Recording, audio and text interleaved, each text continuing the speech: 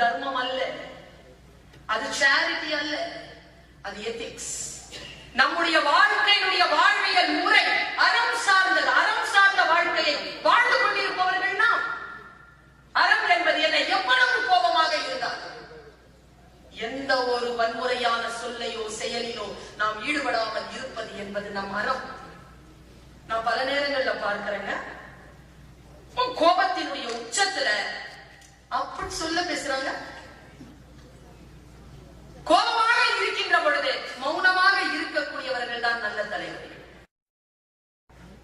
நல்ல தலைவர் என்பதற்கு எனக்கு தமிழ் தருகின்ற மிகப்பெரிய விளக்கம் என்ன தெரியுமா? நல்ல தலைவன் என்பவன் யார் தெரியுமா? மற்றவர்களை விட சிறப்பாக இருப்பவன் இல்லை நல்ல தலைவன். தன்னை விட சிறப்பானவர்களை உருவாக்குபவன் தான் நல்ல தலைவன். தன்னை விட சிறப்பாக மக்களை உருவாக்குகின்ற அந்த தலைவரை நாம் தேடிக்கொள்வோம். தன்னை முன்னிறுத்திக் கொள்ளுதல். சில பேர் இருக்கிறாங்க, என்ன பத்தி நான் பேசிட்டேன், இனிமேல் நீங்க என்ன பத்தி பேசுங்க. இருக்க இல்லாதுங்க அவங்களுக்கு முன்னால அவ்வளவு விருப்பம் இருக்கும். சுயம் சுயம் சுயம். அப்படி இல்லாமல் சுயத்தை கழற்றி வைத்துவிட்டு, எனக்கு தென்கட்சி சுவாமிநாதன் அவர்கள் என்கிட்ட ஒரு வார்த்தை சொன்னாங்க. பர்வீன், என்ன சந்திக்கிறதுக்கு ஒரு 4-5 பேர் வந்தாங்க. அவங்க வந்து கேஸ் ஸ்டடி பண்ணாங்க, சைக்காலஜி ஸ்டூடெண்ட்ஸ். கேஸ் ஸ்டடி பண்ணிட்டு எனக்கு கடைசியா ரிப்போர்ட் எழுதி வச்சாங்க. என்ன ரிப்போர்ட் ஐயா? தென்கட்சி சுவாமிநாதனை யாராலும் வெல்ல முடியாது. நான் அதை இப்படி பார்த்தேன். ஏயா இப்படி நல்லதானே வந்தோம்? ஏன் உண்மைதான் பர்வீன், என்னை யாராலையும் ஜெயிக்க முடியாதான் அவன் சொல்றான். சரி, இரு இரு இரு, நான் அங்காரமா பேசுறேன்னு நினைக்காத. ஏன் அப்படி சொன்னா தெரியுமா? கீழே அவன் அந்த நோட்டம் போட்டிருக்கான். அந்த பேப்பரை நான் உங்களுக்கு காட்டுறேன். எப்பொழுதும் தோற்க தயாராக இருப்பவனை யாராலும் ஜெயிக்க முடியும். என்னங்க இது? இந்த நெகிழ்வு தன்மை, இந்த அன்பு கொண்ட மனைவியின் மீது, கொண்ட கணவனின் மீது, பெற்ற பிள்ளையின் மீது, வந்து சேர்ந்த நண்பர்கள் கூட்டத்தின் மீது, நம் இனத்தின் மீது பேரன்பு கொண்டு வாழ்வது அறம். இந்த பேரன்பு கொண்டு வாழ்கின்ற அறம் நம்மில் எத்தனை பேருடைய வாழ்வில் நிகழ்ந்து கொண்டிருக்கிறது? நான் ஒன்று சொல்லுகிறேன், என்று எழுதி வைத்துக் கொள்ளுங்கள். கடவுள் என்பது பெயர் சொல் அல்ல. God is not noun, it's a verb. அது வினை சொல். கடவுள் என்பது நிகழ்கிறது, அன்பு என்பது நிகழ்கிறது, அறம் என்பது நிகழ்கிறது.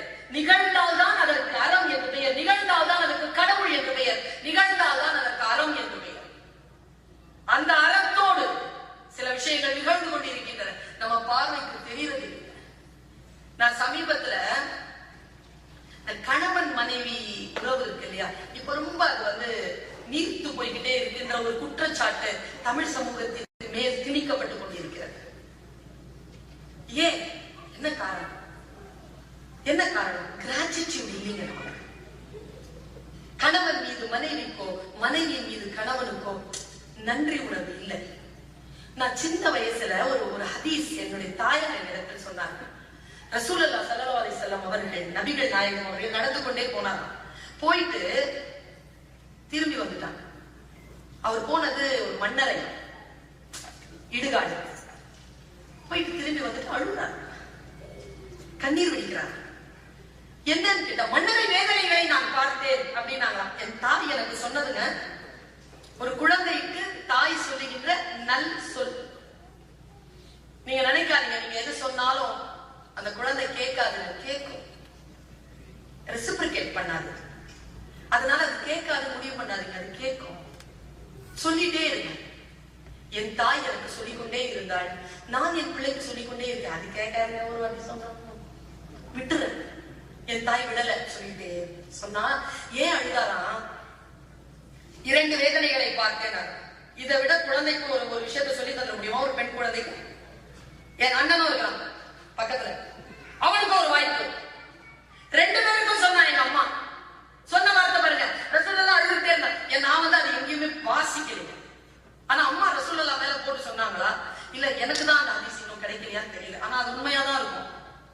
அது எனக்கு தான் கிடைக்காம இருக்கும். எங்க அம்மா சொல்றது பொய்யா இருக்காதுன்ற நம்பிக்கை எனக்கு உண்டு. அந்த அம்மா சொல்லுது, என்னத்துக்காக அவர் அழுதாருன்னா, ஆண்கள் நரக நெருப்பில் இருப்பதை பார்த்தார். அவர்கள் செய்த பிழை என்ன என்றால் சொல்றார், சிறுநீர் தன்னுடைய சிறுநீர் தன் காலில் படுவதில் இருந்து தன்னை காப்பாற்றிக் கொள்ளவில்லை. தூய்மையை இப்படி சொல்லிட்டாங்க அம்மா.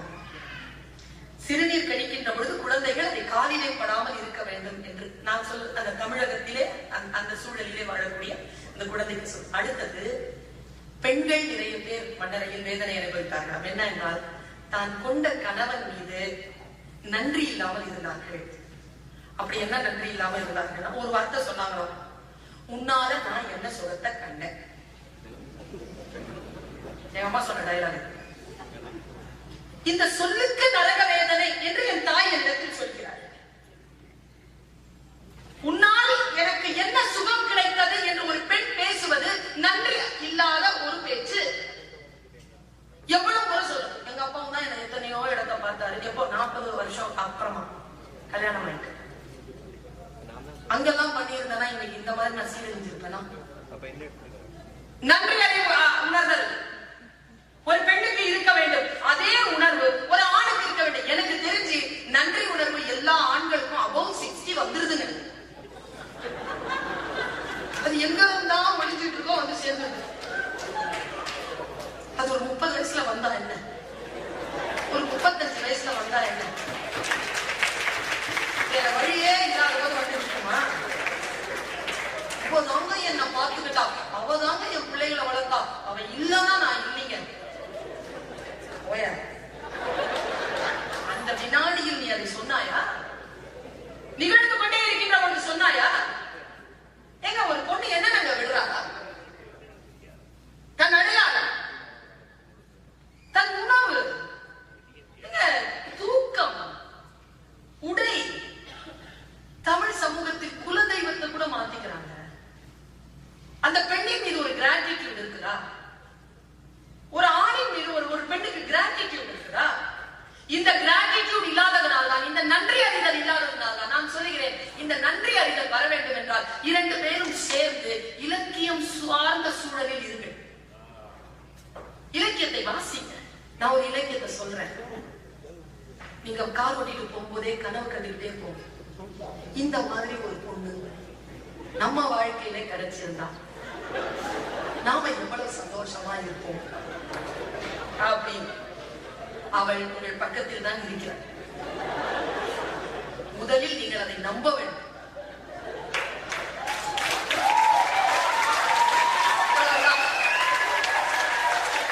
பல நேரங்களில் இதை நம்ம நம்புறது இல்லை, அப்படி ஓடி.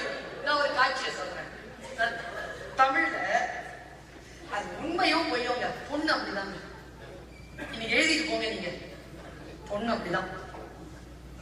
தாலின்னு ஒண்ணு இருக்குல்ல, அதுக்காக 1000 தொப்புள் கொடி அப்படி அறுத்து போட்டுருவோம். அதுலதான் நிப்பா. அந்த நிக்கிற அந்த உள் ஆத்மா இருக்குல்ல, அந்த ஆத்மாவை எந்த ஒரு ஆண் கண்டுகொள்கிறாரோ 2 பேருடைய வாழ்க்கை அவ்வளவு இனிமையாகவும் அவ்வளவு ஆசீர்வதிக்கப்பட்டதாகவும் இருக்கிறது. அதை உணர்ந்து கொள்வதில்லை. எல்லாம் கால் சறுக்கி விழுந்ததுக்கு அப்புறமா, இடுப்பு ஒழிஞ்சதுக்கு அப்புறமா, பிபி ஹை ஆனதுக்கு அப்புறமா, சுகர் கம்ப்ளைண்ட் வந்ததுக்கு அப்புறமா, கிட்னி போனதுக்கு அப்புறமா, மூச்சு பிரச்சனை வந்ததுக்கு அப்புறமா, வயிற்று குடல் பிரச்சனை வந்ததுக்கு அப்புறமா, கை கால்லாம் முளைக்கு போனதுக்கு அப்புறமா, எழுந்திரிச்சு போய் தண்ணி குடிக்க முடியாதுங்கிறதுக்கு அப்புறமா வருது. வந்தோம். நான் ஒரு காட்சியை சொல்றேன். ஒரு சின்ன மாற்றம் நிகழணும் இல்லையா? அதனால சொல்றேன். ஒரு போர்க்களம். இந்த போர்க்களத்துக்கு கூட கொண்டாடிய கூட்டிட்டு போனவங்க உண்டா நம்ம ஊர்ல? உங்களுக்கு தெரியுமா, தாஜ்மஹால் கட்டின ஷாஜஹான் மும்தாஸ கூட்டிட்டு போவாராம். ராமனுடைய தகப்பன் தசரதன் அவர் கைகேயியை கூட்டிட்டு போவாராம். இந்த ஆளும் அப்படி ஒரு ஆளு. கலிங்கத்து பரணியில ஜெயங்கொண்டார் எழுதுறாரு. போறாங்க, களமாடுறான். கணவன் களமாடுறத பாக்குறான். தூரத்துல இருந்து பார்த்துட்டே இருக்கான். அவன் களமாடுற பயங்கரமா களமாடிட்டு இருக்கும் போது அவன் யாரையோ ஒரு வீரனை வெட்டி சாய்க்கின்ற அந்த நேரத்துல ஒரு வேல் வந்து அவன் மேல பாஞ்சிருக்கு. டோட்டலா உள்ள இருந்து வெளியில வந்துருச்சு வேல். அவன் அப்படியே சாயறாங்க.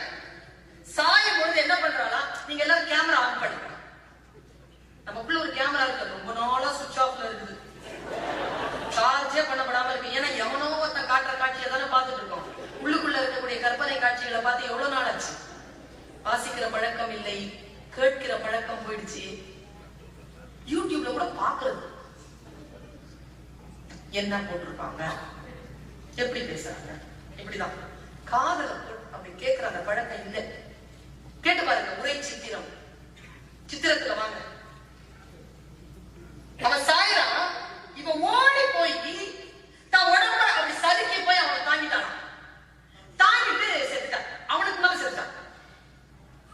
இவ்வளவுதாங்க காட்சி. ஜெயம் கொண்டார் எழுதுறாரு,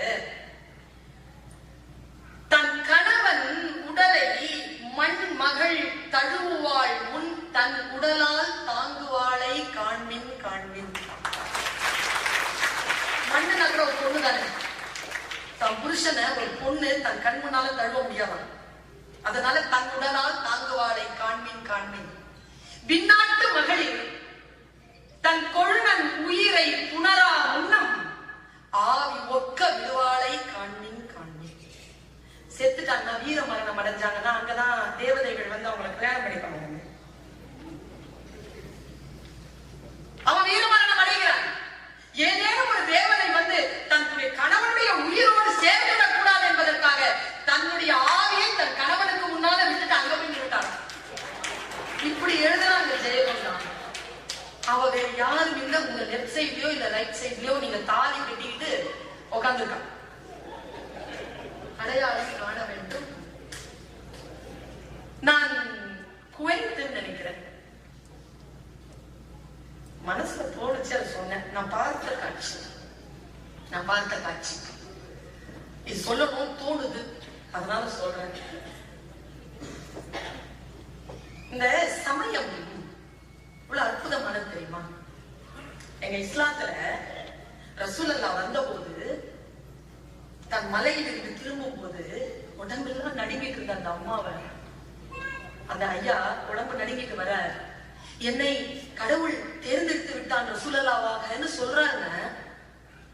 கதீஜாங்க, அவரோட மூத்தவர், அவங்க மனைவி என்ன பார்த்து சொன்னாங்க தெரியுமா?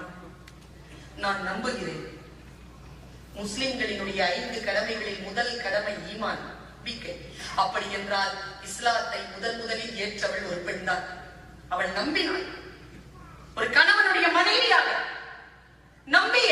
நான் ஒன்று சொல்றேங்க, உங்க மனைவிமார்களுக்கு சொல்கிறேன், உங்கள் கணவனை நீங்கள் நம்புகிறீர்கள் என்று மட்டும் அவர்களுக்கு நீங்கள் தெரியப்படுத்தி விடுங்கள். உங்களை துன்புறுத்துவதில் இருந்து அவர் உங்களை விடுவிப்பார்.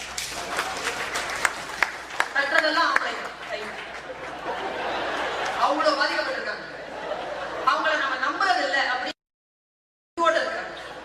இன்னில இருந்து அந்த முடிவை கொஞ்சம், இந்த கல்கத்தா காரி பத்தி நான் பேசின பேச்ச கேட்டிருக்கீங்களா?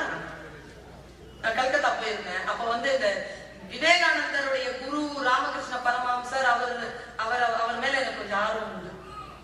அவர் வணங்கிய காளிய போய் நான் பார்க்கணும்னு நினைச்சேன். என்னதான் இருக்குது அதுல, போய் பார்க்கலான்ட்டு வணங்க போகவில்லை, பார்த்து மரியாதையாக பார்க்க போயிட்டே இருக்கிறேன். திடீர்னு என் மனசுல ஒரு எண்ணம், இவ்வளவு கோபமா இருக்கிற பெண் கிட்ட எப்படி யாரும் வேண்டுதல் கேட்க முடியும்? அவ கடக்காங்க, கண்டெல்லாம் அப்படி திறந்துட்டு நாக்க வெளியில போட்டுருக்கு, அப்படி இருக்கிறா.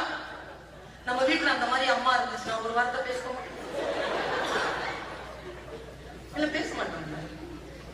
சாப்பாடு என்ன கேட்டுருங்க பாப்போம், விஷம் வச்சிருக்கிறேன் பா, நீங்க என்ன சொல்லணும்? சாப்பிட்டு படுத்துருப்போம், நான் வரதுக்கு லேட் ஆகும் சொல்லணும், வேற வாய்ப்பு இல்லை. கோபமா இருக்கிற பெண்ணுங்க என்ன கான்செப்ட் இது தெரியல. காளி கான்செப்ட், காளி என்ன கான்செப்ட்? ஏன் தெரியுமா காளி பொண்ணு கோபமா இருக்கும்? ஏதோ ஒண்ணு அலர்ஜி ஆனா ஹேன்னு கீழே இறங்காம கோபம் அப்படி ஏறி நிக்கிற பொம்பளைங்களே எனக்கு பிடிக்கும். அது ஏறி நிக்கிறது கோபமா. அப்புறமா அதனுடைய ரகசியத்தை சொன்னாங்க, அது காலில் யாரையோ போட்டு மிதிச்சுக்கிட்டு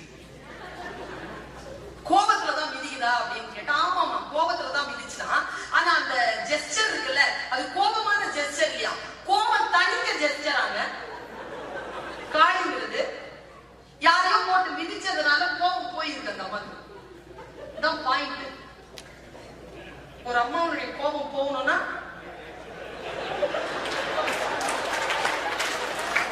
என்ன பாயிண்ட் அப்படின்னா, நான் போய் கேட்டேன் அவர்கிட்ட, இவ்வளவு கோபம் இருக்கிறவங்க எப்படி வேண்டுதல் நடத்த முடியும்னு. அவர் சொன்னார், இது கோபம் இல்லைங்க, கோபம் தனிஞ்ச இடங்கன்னு. சரின்னு போய் என்ன தனிஞ்ச இடம் சொன்னா, அந்த அம்மா ரொம்ப கோபம் வந்துருச்சான் ஒரு நாள் அந்த காளிக்கு. ஏன்னா கணவன் கிட்டது எந்த ஒரு அங்கீகாரம் கிடைக்க மாட்டேங்குது, பேசுறாங்க. இன்விடேஷன் வைக்க வரவங்க கூட மிஸ்டர் அப்படின்னு தான் வைக்கிறாங்களே தவிர மிஸ்ஸஸ் அப்படின்னு வைக்கிறது இல்ல. என்னது இது, இந்த மாதிரி எல்லாம் இருக்க முடியாது என்ன அப்படின்ட்டு அந்த அம்மா ரொம்ப கோவப்பட்டுட்டே இருக்கும் பொழுது இந்த அம்மா பெண்கள் வந்து தன் அங்கீகாரத்தை தேடுகின்ற பொழுது ஆண்கள் என்ன செய்வார்கள்? தியானத்தில் போயிடுவார். அவரும் தியானத்துல போயிட்டார். இந்த அம்மா கிடந்து கத்திடுது. அவர் தியானம் கலையவே இல்லை. எழுதிச்சு நான் போயிடுவேன்னு சொல்லியிருக்கு. அப்பவுமே அந்த அம்மா தியானம் கலையில போய் ஆடுது. அவர் தியானம் கலையவே இல்லை. ஆடி ஆடி ஆடி களைச்சு போச்சு. அந்த அம்மா செத்துரும் போல இருக்கு, உலகமே அழிச்சிரும் போல இருக்குன்னு உடனே யாரோ வந்து சொன்னாங்களா, ஐயோ உங்க மிஸ்ஸஸ் ஆடிட்டு இருக்குங்க, கொஞ்சம் போய் பாருங்கன்னு சிவபெருமான் நேரா போனாராம். என்ன வேணும் உங்களுக்கு? என்ன வேணும்? உனக்கு அங்கீகாரம் தானே வேணும். இங்க பாரு கேளு. ஆடி இந்தா என்னையே உங்க காரணிக்கு தரேன் அப்படின்ட்டு நேரா வந்து சிவபெருமான் காலில் விழுந்துட்டாராம். காலில் விழுந்த சிவபெருமானை ஏறி மிதிச்சிருக்கு அந்த அம்மா. நீங்க போய் காளி கோயில்ல பாருங்க, காளி மிதிச்சிட்டு இருக்கிறது சிவபெருமானை தான். நமக்கு தெரிஞ்ச ஒரு பெரிய தத்துவம் என்ன தெரியுமா? நம் வீட்டிலும் பார்வதிகள் கோபமாக அடிக்கொண்டிருந்தார். அவர்களை சாந்தப்படுத்துவதற்கு சிவபெருமான்கள் தன்னை முழுமையாக அவர்களுடைய காலடியை ஒப்புவிக்க வேண்டும் என்கின்ற இவ்வளவுதாங்க. யார் அன்பில் தோற்கிறார்களோ அவர்கள் தானே ஜெயிக்கிறார்கள். அன்பில் தோற்கின்றவர்கள் தானே ஜெயிக்க முடியும். அன்பில் எப்படிங்க ஜெயிக்கிறது? நீங்க வேணுமா ப்ரொஃபஷனலா ஜெயிச்சுட்டு போங்க, ஆனால் அன்பிலே தோற்பவர்கள் தான் ஜெயிக்கிறார்கள். வாய்ப்பளித்தமைக்கு நன்றி பாராட்டு.